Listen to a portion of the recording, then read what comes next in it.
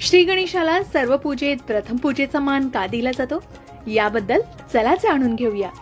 एकदा सर्व देवी देवता प्रथम एकत्र आले आणि ठरलं कोणता देव सर्वात श्रेष्ठ आहे आणि त्याला प्रथम पूजेचा मान मिळायला हवा।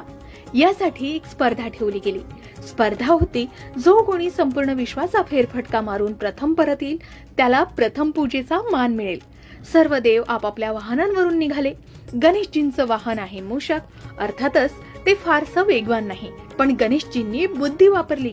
त्यांनी आपले आई वडील म्हणजे शिव पार्वती यांची 3 वेळा प्रदक्षिणा घेतली आणि म्हणाले, माझ्यासाठी आई वडीलच संपूर्ण विश्व आहे। त्यांची प्रदक्षिणा म्हणजे विश्वाचीच प्रदक्षिणा। बाकीचे देव परत येईपर्यंत गणेशजींनी आपलं काम पूर्ण केलं होतं आणि त्यानंतर सगळ्यांच्या मतानुसार त्यांच्या बुद्धी आणि भक्तीमुळे गणेशजींना प्रथम पूजेचा मान मिळाला। एवढंच नाही तर गणेशजींना विघ्नहर्ता म्हणतात, म्हणजे कोणत्याही कामात येणारे अडथळे दूर करणारा।